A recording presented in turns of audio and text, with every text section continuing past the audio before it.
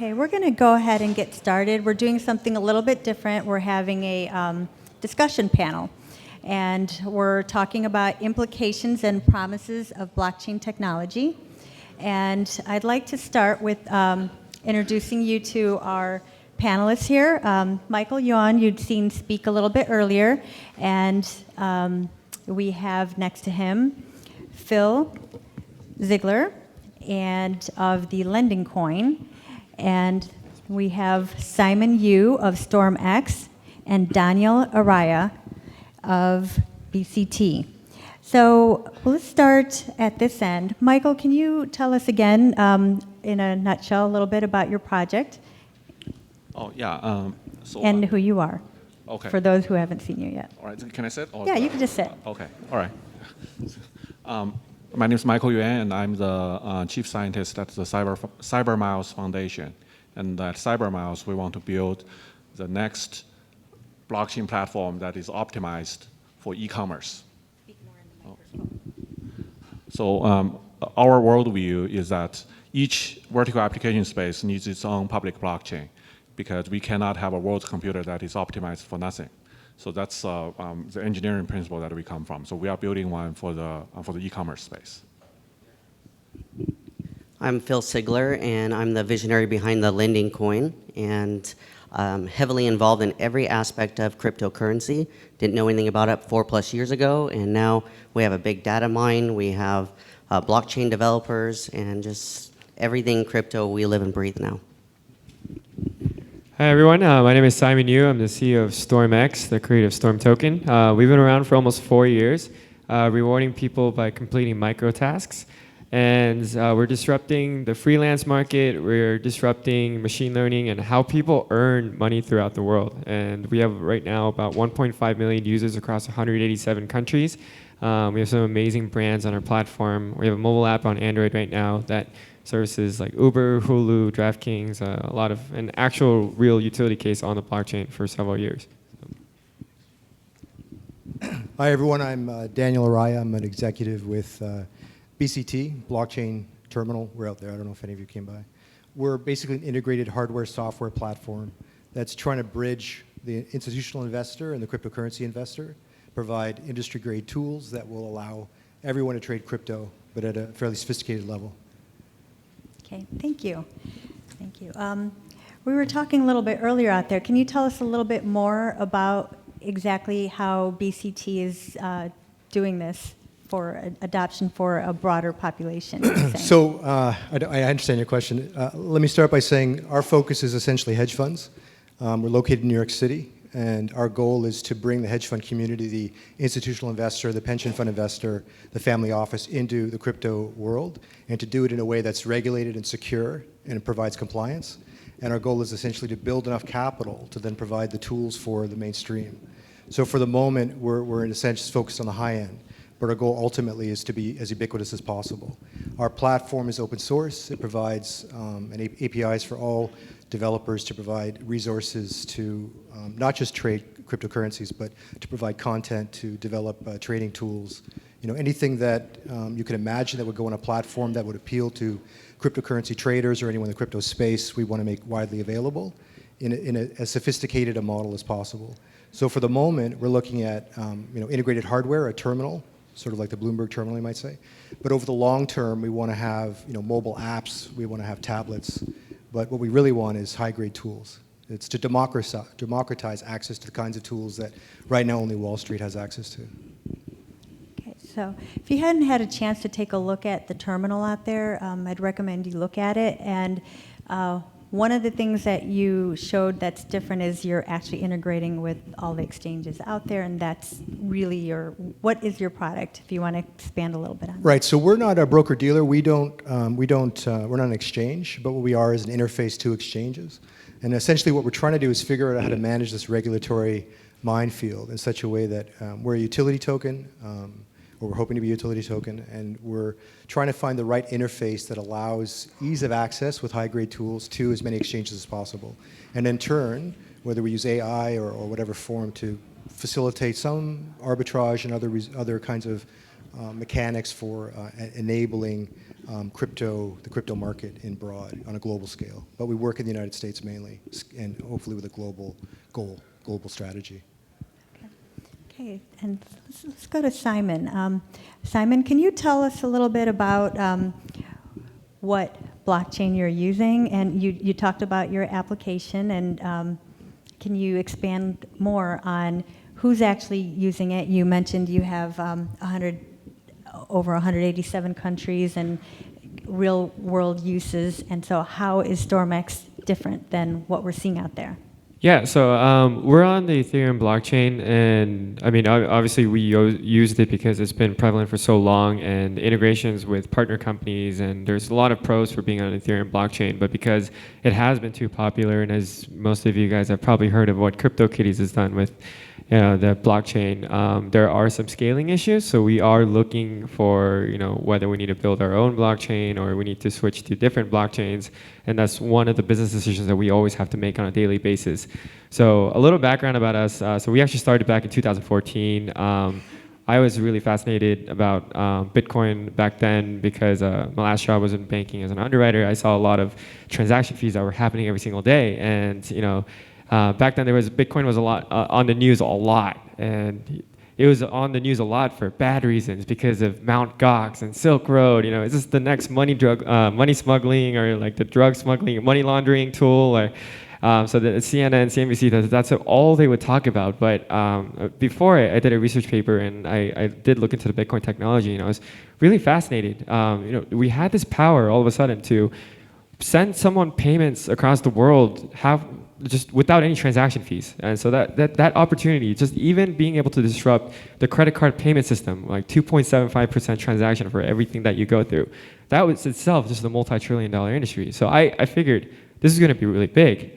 And so for us, is like, we believed, my co-founder and I, for technical reasons, he's a technical guy, we believed that this was going to be a massive opportunity, and we wanted to give people the power to earn Bitcoin for free without having to risk their money buying it, because that was the one reason why people didn't want to step into this industry.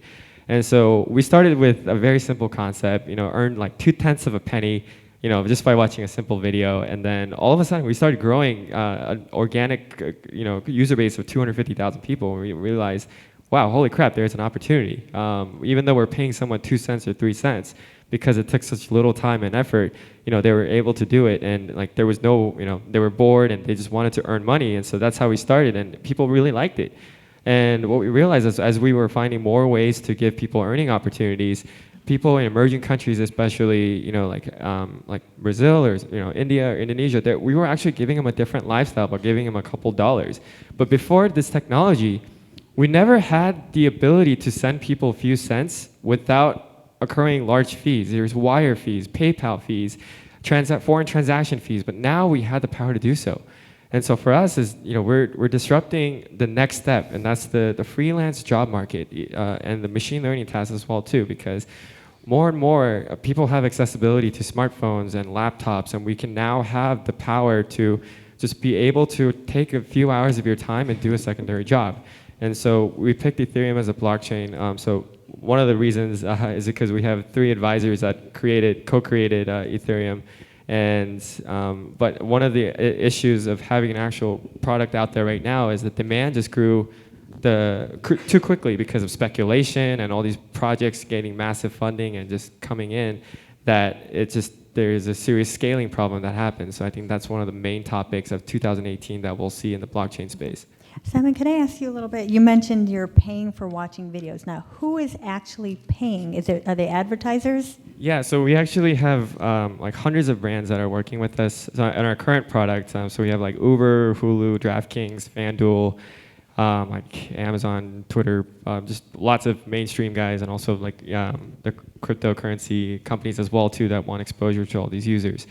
So these guys pay us, we take a small fee and then give most of it back to the users. And I think that's one of the cool parts about blockchain is we're necessarily just connecting two parties, and the middleman doesn't really need to be involved. We can have smart contracts automating a lot of systems and turn the key when all the check marks are all approved. So that the biggest expense for tech companies is the fact that you have developer costs, and if we can get rid of a majority of it, then we can give more cost savings back to the people that are looking to hire and people that are looking to work.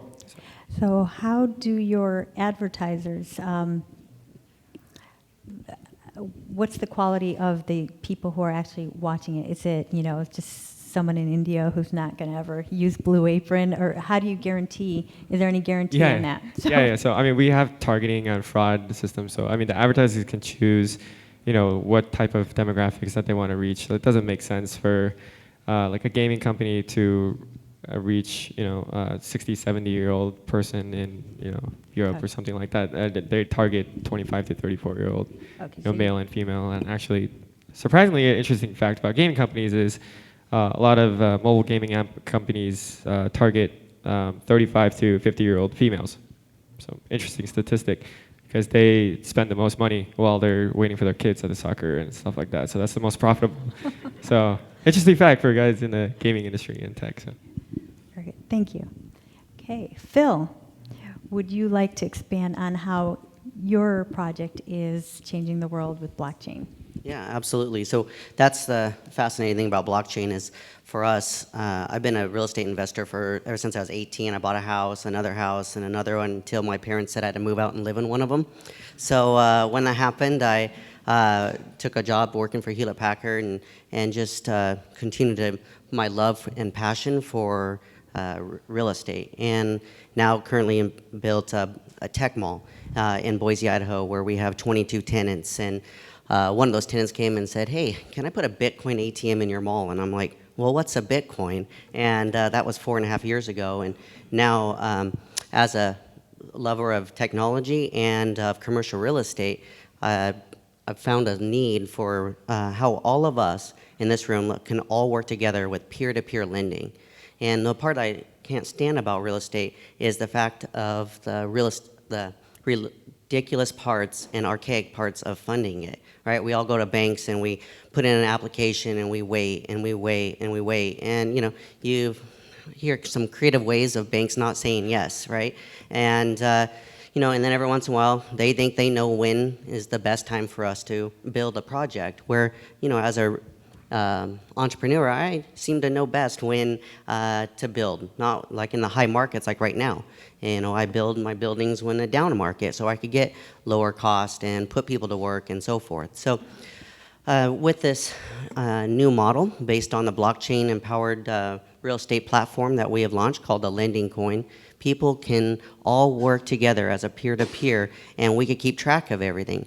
So let's say that all of us in this room put in, let's say, $1,000, and we fund an opportunity, or maybe $10,000 each, and somebody else puts in $20,000 and then $200. Well, that would be really tough in the past, because how do we keep track of all of it?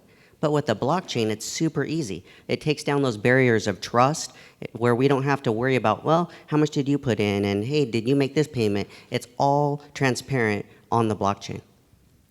Okay, so what kind of interest rates will you have? Yes, great question. That's another major disruptor. We not only want to change the way banking is done, we're going to really disrupt it. And we can do that by offering a 0.25% below prime. So most banks are going to look for 1 to 2% above prime, but we're 0.25% below prime. So absolutely incredible and a good savings for any good candidate. Okay, and how do you, what are the consequences for not paying your loans back? Have you?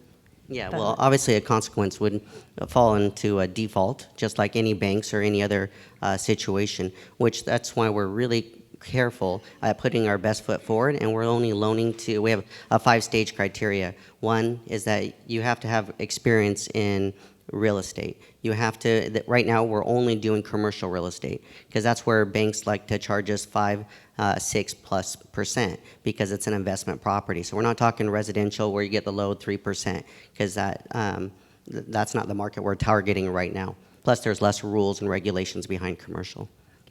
And what stage are you in? So great, yeah. So in the next few weeks, we're going to be launching at Token Fest in California, San Francisco, and then our attorneys and so forth have given us a full scale of where we can be. Right now, we launched our first tranche, is the terminology, because we're really focused on being a fully regulated token. So. Okay, very good. Michael. So can you expound again for those who have not seen your presentation a little bit more about your project? Okay, yeah, so since we are in Dallas, many of you probably have heard of this company called 5 Miles, and it's a peer-to-peer marketplace and have over 10 million users in the US and have about $3 billion in transaction. And so a lot of people ask us, because Cyber Miles Foundation raised money in connection with 5 Miles. People ask, why do you guys need to raise so much money, and why, when you compete against the big players like Amazon and eBay, would they be able to do something like that and things like that? So from my background as a VC, as an investor in this space, it's really obvious that the market centralization to build a winner-take-all market by either Amazon or eBay or Alibaba in China has made it extremely unappealing for companies ranked from number 2 to number 10 to raise money. Because if you think about it, that's think about the amount of money you have to put in to compete against Amazon. That's so to build another centralized network is really unappealing to anyone. And so the way forward to disrupt this status quo is really to combine the resources from the number 2 to number 100, bind them together to build another network to compete against the biggest centralized network. However, in the old days, it's impossible because the legal document alone gonna drown all of you guys. There's different ways of looking at how to share the profit that generated from the market and all that stuff. So because of that, so I use the example of Uber and Austin, and the nonprofit start to compete against them. All those efforts has been failed in the past because the nonprofits have no way to raise enough money to compete against the centralized players, and they are not as efficient, and they cannot come to the legal agreements that's necessary for them to compete. So one of the big visions of CyberMiles is that we can that we can build a good enough network that would have all kinds of e-commerce players find it easy to use our network, and it's going to be jump-started by the 10 million users on the 5 Miles platform. So we're going to instantly have a fairly big network and be able to grow that network and compete against the biggest players in this world. And so I'm not really worried about the number 1 network to compete against us, because this is something they would never do. If you have an opportunity, let's be very frank, if you have an opportunity to be the number 1 centralized network in e-commerce, go for it. Never do the decentralized thing, because those are for number 2 to number 100, right? So Amazon would never do something that we do. It's fundamentally disruptive to their business model. So that's. Now, you mentioned that what's going to be different about your blockchain is it's going to be specialized for financial services, right? For e-commerce. For e-commerce. And so how would you say you'd compete with, say, an Amazon or one of those? Right. So that's I guess I'm preemptively answering your question, is that we do not think we are competing against Amazon. We are disruptive to them. It's either them or us. There's no middle way, because in the network game, it's winner takes all. The number 2 network in anywhere in the world doesn't matter. You cannot build a number 2 network on e-commerce, because no one care about the number 2 network. So that's Okay. it's yeah. And where did CyberMiles get its name? Oh well, it's I guess our founder Lucas likes the name. It's connected to the miles with 5 miles. So that's our roots, right? That's where we get our start for the network effect. Okay. And do you have some other thoughts about the implications of blockchain in other areas that you? Yeah, blockchains, like, we have heard all this, very interesting application use cases. I think one thing you see in common is blockchain is really good at building network, building marketplace, which is what e-commerce is, lending is, and peer-to-peer contribution is. That's, I think if you have to look at blockchain, so-called blockchain applications looking in those areas, looking, especially that one that's close to money, that's close to finance, right? That's so you feel, that's when we look at blockchain projects, there are lots of token cell projects that's somewhat false, that has no network effect, which we thought it would be not a good investment. But the good ones all have network effects, are building networks and building marketplaces. Okay, thank you. And Phil, would you like to comment on an area that might be different from some other projects and some of the projects that the other gentlemen are doing and impact on the world? I don't know about different. I love what you're saying about disrupting the merchant services. That's kind of near and dear to my heart. I can't stand how like one of my companies, we pay $80,000 a year for just a middleman to do the job, where I would love to, at least see that way lowered or to be completely obsolete in the near future. And that's kind of what we want to see with the entire thing of blockchain. It gives us that capability where we could all do business around the world. Like some of the ASICs miners that we purchased, I was able to purchase $20,000 worth of them for 1 penny. I sent, that was a transaction from me in Boise, Idaho, sending somebody in China, which is Bitmain, and it was a penny. I mean, that's unreal to me. They didn't have to pay a 3.5% or 2.5% for that merchant transaction to take place. So to me, this is just an incredible way that all of us can take ownership of the blockchain and work together with each other. Okay. Simon, would you like to talk about some of the other projects that are your favorites in the area? Yeah, not like specific projects, but I mean, I do like, the real estate idea. I do like the trading. I mean, there's in the commerce space as well too. I think the space I'm in right now, as an entrepreneur level, I think most of us here see kind of what Jeff Bezos saw back when they were trying to make books shipping online. Everyone thought like that's a crazy idea. There's Barnes and Noble across the street. Like, why would I buy a book from online?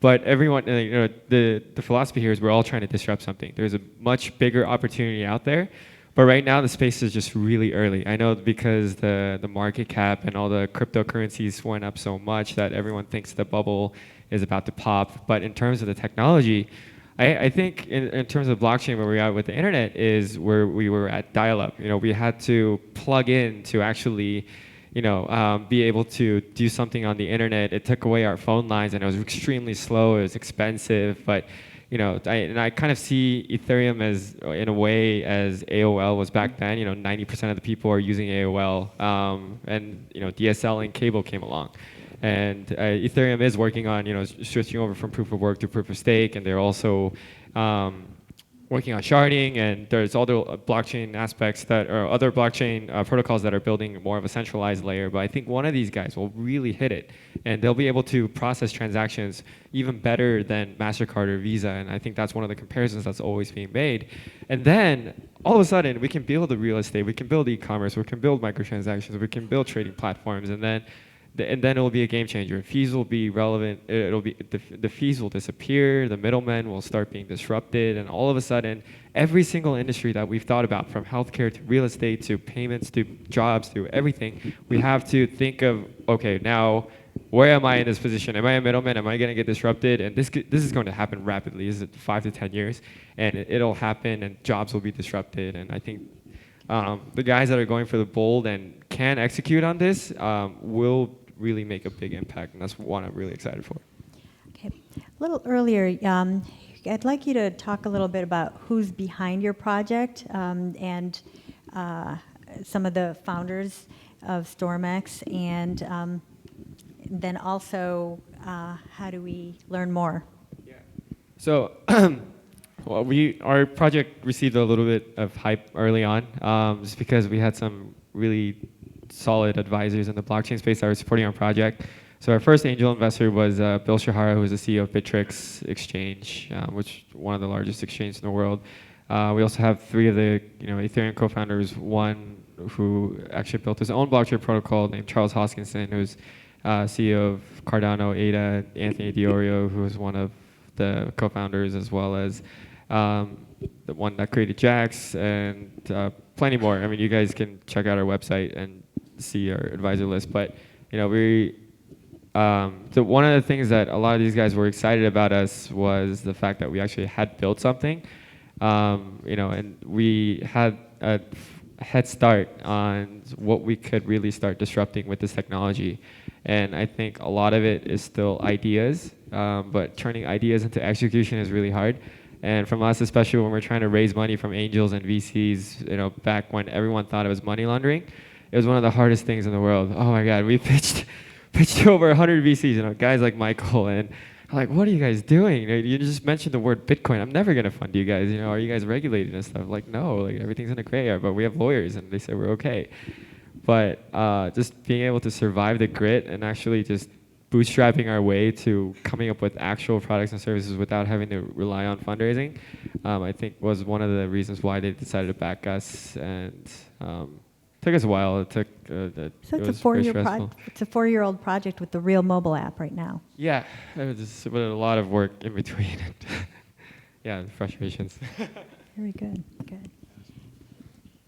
And Daniel, could you talk a little bit about some of your other favorite projects out there I think and how you fit in with me personally, right? Not with the your company per company se. and how you kind of fit in the picture? Well, the way I look at what's going on in the crypto space is that we're generating tremendous amounts of capital.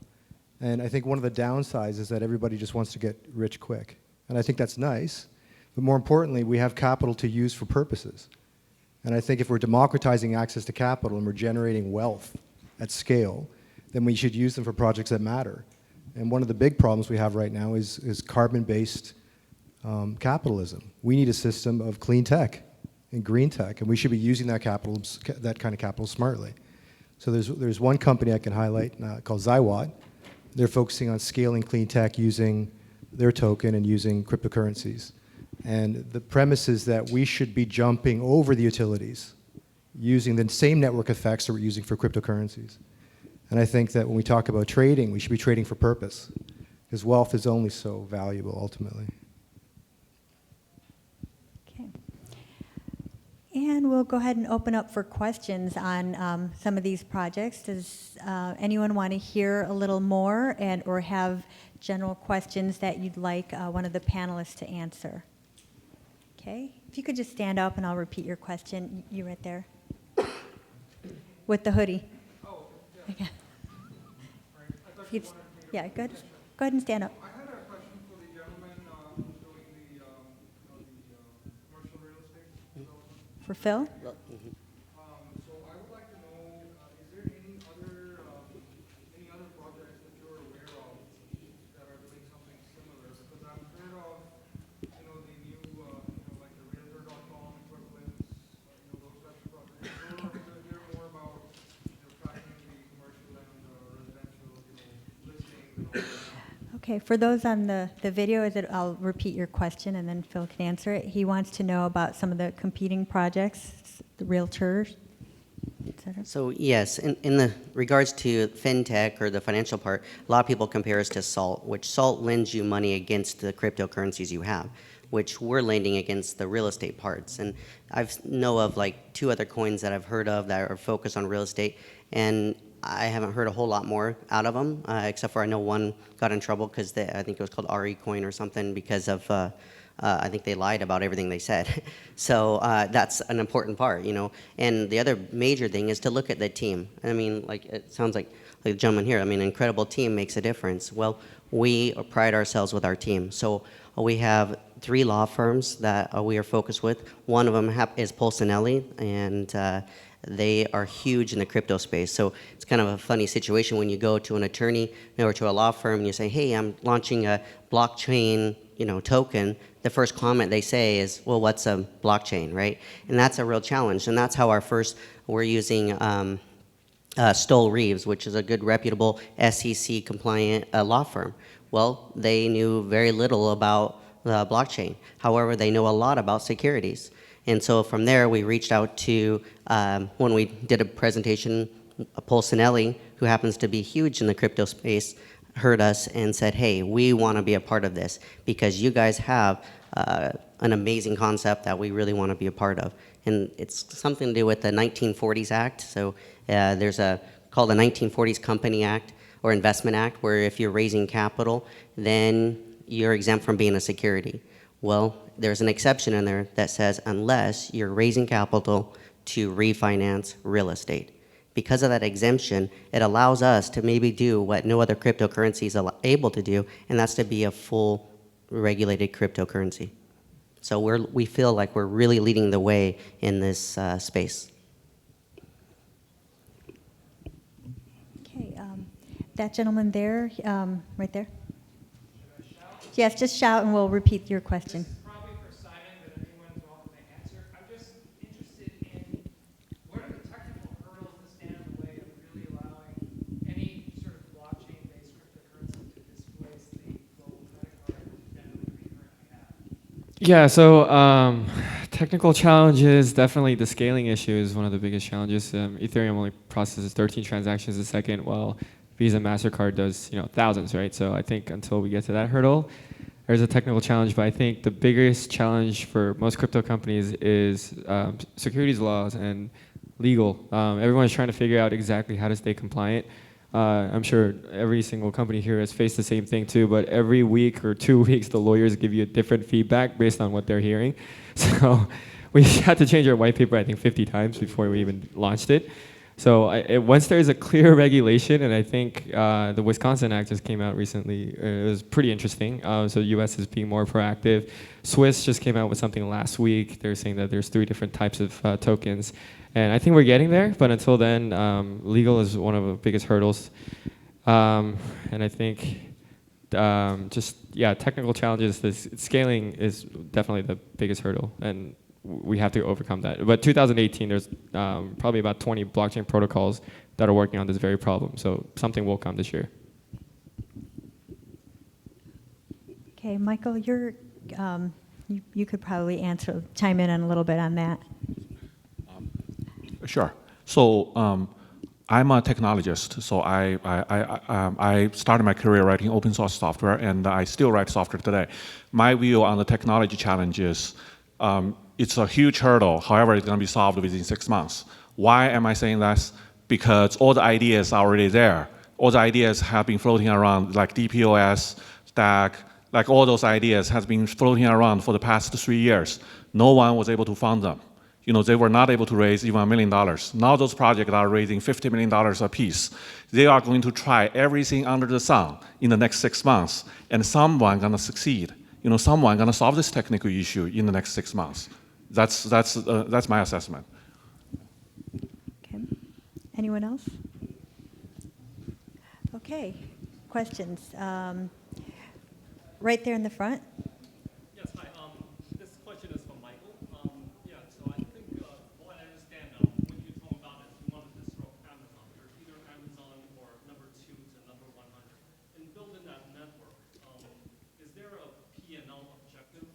Because in the beginning, when Amazon was creating the network, they didn't really emphasize the P&L. They wanted to build the network, and then eventually, as it gets bigger, eventually they will get the benefit of from the P&L. So as you build a network, is there a P&L objective going in the beginning, or are you using the same principle where you build a network, become the dominant player, and then the benefits will accrue from that? Do I need to repeat the question? Oh, yeah. Could you please repeat the question? Well, the question is, he was asking about how Amazon's business model was build a network and then worry about the P&L. So what do you think about that? From our point of view, this is the chief innovation the token cell has brought us, because in the past, if you build a network like this, there's no way for you to raise money. If you go to venture capitalists to say, I'm going to raise $100 million to become next to Amazon, you're going to be laughed out of the room. You have to build things from a little by little, right? But now, so that's why nobody was able to disrupt Uber, because they were excellent at fundraising game, right? But now, as a nonprofit foundation, as someone who builds a network, I can also raise money, and I can put this money into work in the whole space of by taking a loss initially and build a network. So I think that's maybe perhaps the most important things that happen in terms of business model. Because in the past, you can't do this. You are just a nonprofit. You have to spend all the money you raised in a year. But now with the cryptocurrency that you raised and with the currency that you issued yourself, you will be able to have the same kind of level play field.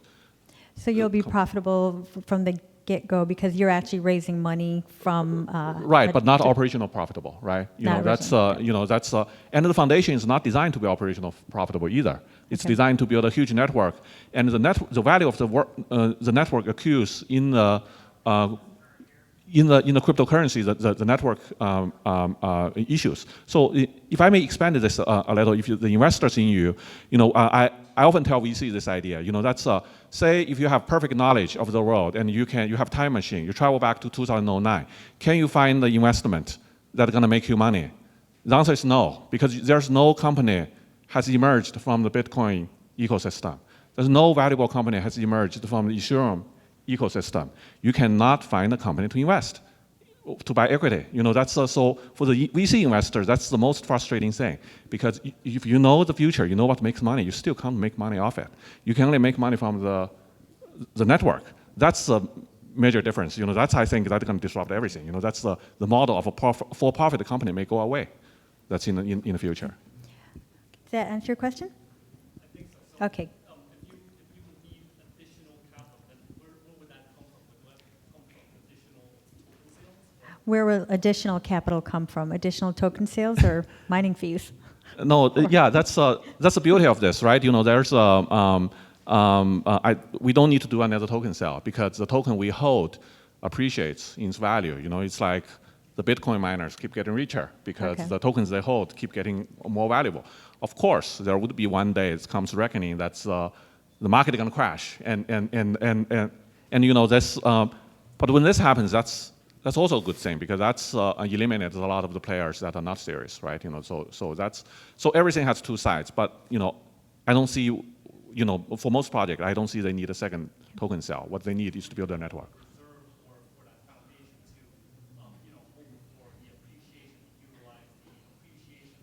Yes. Right. So I think for all the token sales, you leave a portion for the foundation for the future project. And if you come across a token sale that leaves nothing for the foundation, don't invest because those people have no stake in the game, right? All they do is raise money and then they have nothing to do with the token anymore. Very good. And you back there in the gray jacket? Yes, please stand up and shout your question.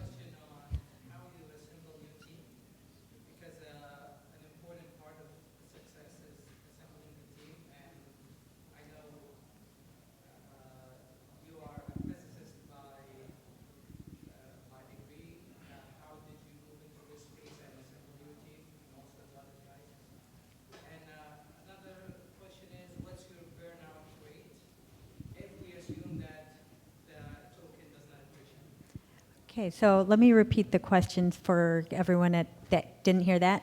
How do you assemble your team? First, Michael's going to answer that. And then what is your burnout rate? And then we'll go down the line. Those are very good questions. Thank you. For me, I really get lucky. That's because I have a technical background and the company we work with, 5 Miles, has an excellent team that's already in place. We have over 30 people in Dallas and over 40 people in Beijing. So it's a multinational team that's the company has already built. That's where I think we got really lucky with the team, and the burnout. That's an interesting thing because. I can give you an example. So one of the projects that I know, I wouldn't name who is. That's in March 2017, they raised the money. They raised, so not counting the tokens they reserved for themselves. If you're talking about the token you reserve for yourself, not appreciating anymore, right? So they raised in BTC and ETH in March 2017. And by August 2017, when I talked with them about the potential investment, they said the token we raised is worth $200 million. How much money are you going to put in to get a stake in our company? That's I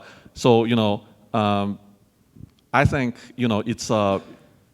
it's largely dependent on the market condition. If the BTC and ETH keep going up, then all of those projects are going to survive. But if it crashes, then we're going to see who can execute. So I've been running businesses for the past 18 years in the Treasure Valley out of Idaho, and I've always felt like, okay, if I'm going to start another company, I want to have a good CRM and a good way of connecting with the people we need. So when we're looking to launch this business, I pitched it to 18 people that were of certain caliber and of people that we knew that could get us to the end. And so one is like the CFO of Blue Cross. He had retired, and we really wanted a good CFO. Well, he was a perfect candidate because he knows how to do accounting and put things like this project, PPMs, and the rest of the stuff together. So that was an important part. We also reached out to Dr. Tom Ives, who happens to be a huge developer. He was programmer for Micron and for Hewlett-Packard, and so that was a perfect connection as well. So it's amazing how when things are meant to happen, it seems like everything falls into place. And so out of those 18 people we pitched to about a year and a half ago, there was 14 of them that said, yep, sign me up, I'm in, and they've stayed in. And as far as the burnout goes, our lawyers have written it in where if somebody wants out, well, they get $1, not $1 per share, they get a $1. Because we've seen as an investor into many ICOs and many cryptocurrencies, I think we currently have 53 cryptocurrencies. I've watched a lot of things where, a lot of things that people have done right and things that have done wrong. And so one of the big players in the market, they had a split, or one of their team members leaves and it causes the token to drop. So for us, this was an important piece on that because these are friends and family that have put money into, and ourselves, that have put into the initial tranche of this token. So it was really imperative that we have a good team, and if somebody wants out, they can't come back and sue you later for some insane amount. They get $1. So burnout makes it really low when you do that. Very good, Simon. So our strategy is to just hire really smart people not in the blockchain space. So a lot of the blockchain companies, one of the biggest hurdles is hiring blockchain developers. Is because I think there was a statistic that said for every 14 job openings, there's one blockchain developer out there, and it's because the really good guys, they can launch their own crowd sale. It's just an idea and just a little bit more kind of fluff, even at the stage, or they can work for a company for, people are bidding like $250,000 to $500,000 a year, in total compensation packages. So imagine you're trying to do that, it's really hard. But luckily, so our headquarters is based in Seattle. So we have a lot of really great companies like Amazon and Microsoft, DocuSign and Redfin, and a lot of these companies that smart people are really wanting to get exposure to blockchain. So we tend to bring in people from other high companies and train them on the blockchain aspect. So that's been working really well for us. And also for my side too, I really like to work with experienced leaders. As I know, myself, I'm still a young entrepreneur. So outside of myself, our executive team are all 20+ year experienced people. And in order to get attention, we're very proactive on the hiring side. So we go to a lot of the the meetups, the hackathons, and a lot of the events, and try to evangelize on our own. Because the more aggressive that we are, then we can actually scout from a better talent pool rather than just having one job posting on LinkedIn and saying, "Oh, come join us," and then, your pool of applicants aren't necessarily that great. So we're pretty happy with our team. Everyone's very fast paced, works very fast because we know that this industry is moving rapidly and there's competitors everywhere, and there's also just scaling issues and all that stuff that we got to figure out as soon as possible. So. And your burnout rate? Well, a lot of it, we still do hold in crypto, so it depends on how Ether is doing, I guess. Okay. Yeah, so I think that's kind of a complicated question because we have different pools from which we reach into. I mean, the company started with basically 3 founders in Canada that moved to New York City with an angel investor, and then began with sort of like Upwork, like HR platforms, and then moved through social networks in the blockchain space and in the technology space. And I think if you have a good idea and you have a passionate project, people will tend to be drawn to it. And if you have, it's sort of, one of our founders is very intuitive. He may select someone outside of the tech space, but believes in that person for whatever reason. And I think you have to have a sort of a wily sensibility about, talent in a way.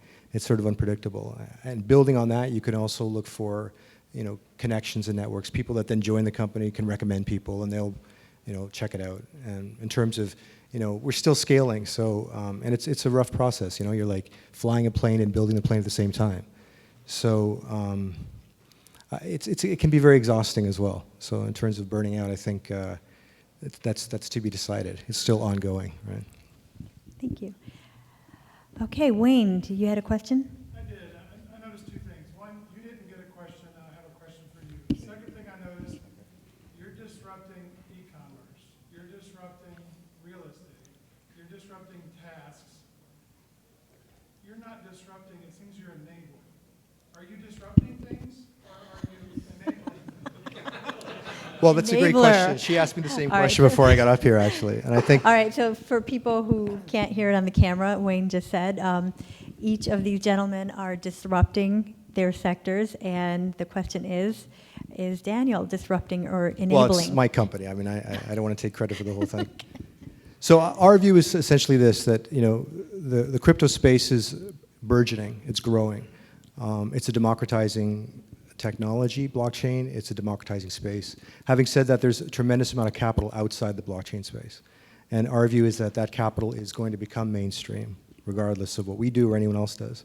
And so what we're trying to do is bridge cryptocurrencies and the cryptocurrency space with the hedge fund and institutional investor space, and do that in a way that ideally facilitates compliance and overcomes regulatory hurdles, and perhaps ideally encourages the SEC to come down on crypto in a smart way, so that these regulations are transparent and explicit, so that then companies can then be built. Once we have that capital in hand, we want to use it for purpose. So in our view, that capital should go somewhere, and we're trying to feed that capital into spaces that we think it needs to go. So in a sense, we're developing tools that hedge funds can use for the crypto, and in turn, it'll become retail once we have. And you had a good example with yeah, Tesla. an analogy I gave was with Okay. Tesla, right? The first complaint with Tesla is they're creating sports cars for rich people. But as you watch the trajectory of that company, they're creating more and more mainstream cars. And why are they doing it? Because they want to create clean tech. So you can argue, oh, they're serving the rich, sure. But the reality is that we have some significant problems we need to solve, much larger than just making people rich through crypto. And so I think our company is built on a larger purpose than just tools for trading, per se. Okay, We have an open platform, open APIs that will allow developers to develop tools for anyone. And I think we see it as a kind of a means to that end. Okay. Thank you, Daniel. Now we have just two more questions, and the gentleman in the blue. My question is for any of the panelists. How quickly do you see banks, large banks, embracing the blockchain technology, and how that will bring to banks competitive advantage? How quickly do you see banks adopting blockchain technology? Well, they're trying to adopt as quickly as they can. Part of the problem is scalability, right? So you have R3, a consortium, which is trying to do that job. I think that it's hard to know where this is going to go, right? It's, both in terms of regulation and in terms of the technology itself. The technology itself is evolving. I don't think it's mature enough to make an argument for the mainstream to use. And I think companies like ours are trying to create tools that bring them in, right? And do it in a way that facilitates both sides, so that we work with Ethereum, but we also have a private ledger. So we're trying to do everything at once in a sense. But what we're really trying to do is bridge spaces, because I think that the ideal of the peer-to-peer model, which is laudable, is to democratize and get rid of the middleman. Awesome. The downside is that creating a war between the insiders and the outsiders is mostly just, for the idealists. And I think the realists recognize that everyone is in this together, and we're going to have to shape events collaboratively. So there's going to be the bridge builders as well as the disruptors. And I think we think of ourselves as trying to disrupt through bridge building. Now, whether we actually accomplish that is a different question, and it's a credible, Okay. respectable question. Thank you. And Simon? It's actually, I think there was an article recently that said Bank of America has more blockchain patents than anyone else. And I think there is a fact. One of our advisors, Charles Hoskinson, said this beautiful quote. It said, asking bankers what they think about blockchain is like asking a taxi driver what they like about Uber. It's just like, and so Jamie Dimon said, Bitcoin is a fraud. But then as soon as he said that, there was actually statistics that JP Morgan was the #1 buyer of Bitcoin the day after. So there's clearly manipulation going on Wall Street, but they're all aware. Their transaction fees that I was mentioning earlier, that $1 trillion industry, even if you switch it over to Ethereum and it scales just a little bit better, then it's already disrupted. So why would the banks want to miss out on that? They already have $1 trillion in assets. They're they're researching, they're doing it behind the scenes. But right now, they have such a profitable industry that until it is disrupted, they're not going to start the engines. They're going to make this as profitable as possible. And then if someone, like maybe Ripple really will come up with a banking solution, we don't know, or some of the other guys, and then they will turn on the engine and do something with it. Thank you. Phil? Yeah, the way I see it is that you look at people that are gouging, people that take advantage of the common people, there's going to be a disruptors. And so you look at gases, when gas prices hit $5, that's when innovation really started. That's when we start seeing electric cars and so forth come up. When you saw phone book ads, I remember advertising, initially starting at $250 a month, it went to $450, $500, $700. When it hit $1,000, I was like, no way, this is ridiculous to advertise in a phone book ad. Well, then what happens? Everything switches over to the internet and so forth. So I think just natural selection, it just seems to happen where there's disruptors. So with the banking, we just saw where Wells Fargo just got one of the largest lawsuits, I believe it was, right? Well, when you see stuff that's happening where people are gouging and taking advantage of us, people step up and take action. So if I was going to put a time frame on it, I'd say in the next 7 to 10 years, we'll start seeing some major changes in the banking industry and so forth, because they're going to have no choice. Okay, this is going to be our last answer. Yeah, so I'll keep it short. I'm also on the disruptor camp, as you can tell. I'm not that interested in efficiency improvement for the banks, but more interested in the disruption. I will quote a tweet that was, I think yesterday someone tweeted a Goldman Sachs report. Goldman Sachs report title was, Goldman Sachs sees Bitcoin as a solution searching for a problem. And someone tweeted behind it to say, maybe Goldman Sachs didn't realize it is the problem. Well, thank you. Let's give everyone a round of applause, and we'll be back in 10 minutes at 5:05.